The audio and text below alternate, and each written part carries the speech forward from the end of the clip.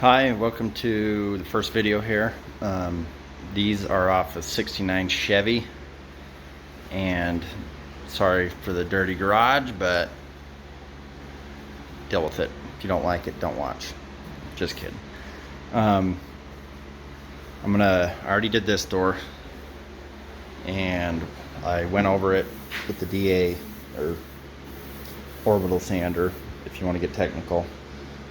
With 320, kind of knock it down, and then go over it with the blocked wet sand, and that's what we're going to be doing on these parts today. And I'll make a little series out of it.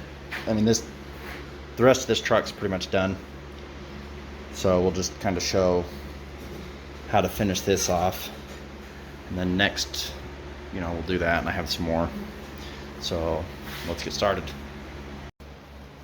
So 320 on the 6-inch orbital sander, lightly knock everything down. You want to keep this flat, and don't be grinding in there, don't be tilting.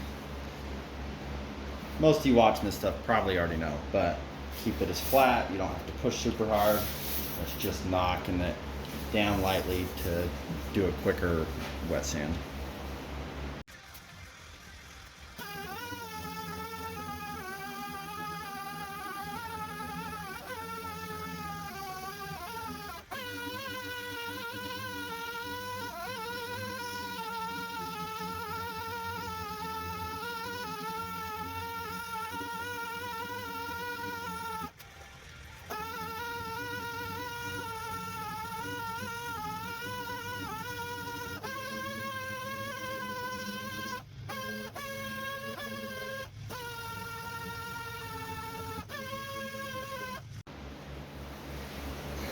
Normally I don't hit this round with the DA too much, but because I had a hard line there from the primer, I hit it real quick.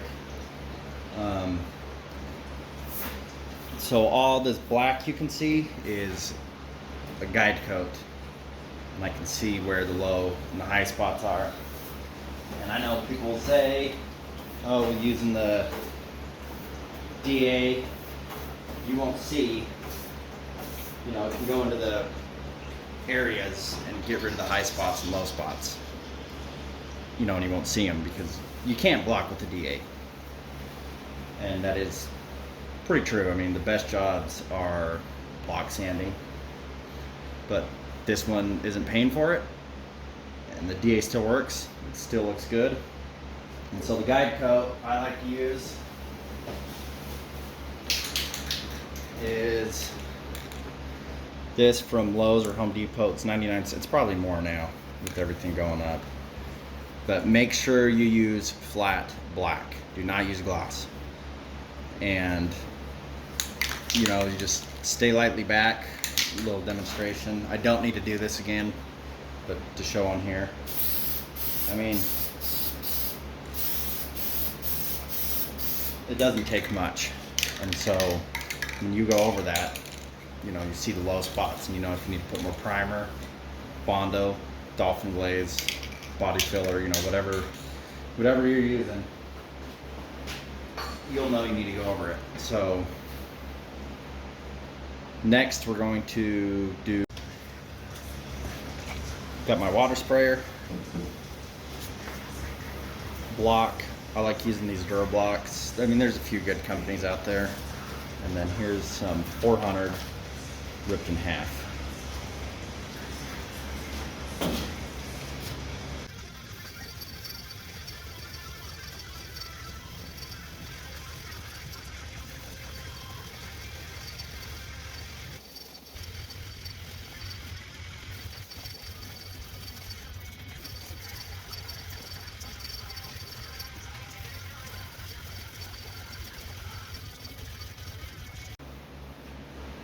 Okay, as you're going over this, you want to say crosshatch.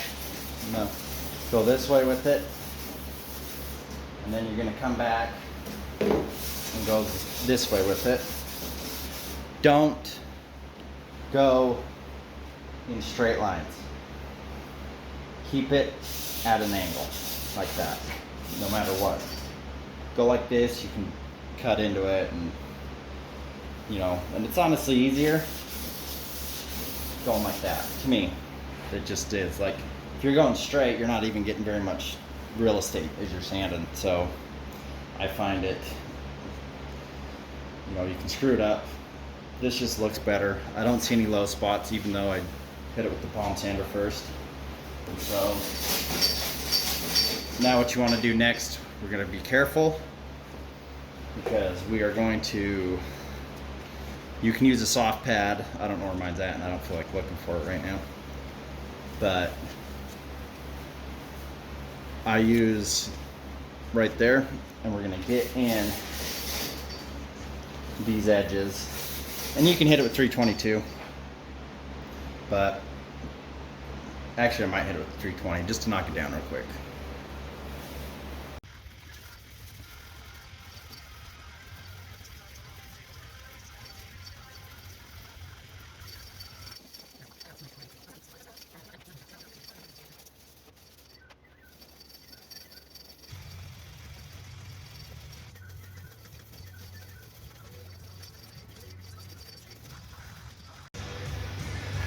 Now, when you see me in these areas, you'll see me use my fingers. Don't. I mean, unless you've configured out, I guess, and you've been doing it a long time. Because if you can use all your fingers, kind of the same. It fills in that groove and gets it. But again, what you don't want to do, you know, don't go like this. Don't sit there and go like that, because you will put marks in the primer. So try to avoid it. But for the most part, it should be okay. Make sure you hit the edges, get everywhere. We're going to spray this down, squeegee it off. You want to get water off. There's very little bare metal, obviously metal rust. A lot of people are against wet sanding. Some jobs I just dry sand only. This is kind of a quick one. And we'll get an angle and get these edges over here.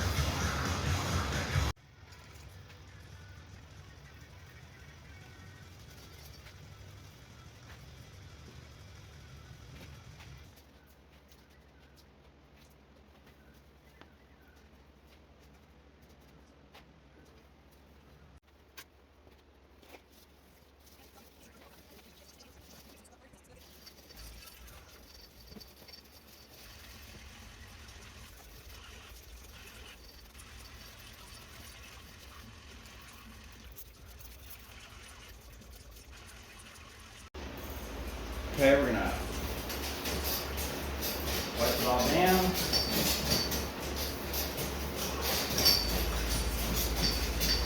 Get this all, then make sure get that water off that metal as soon as possible.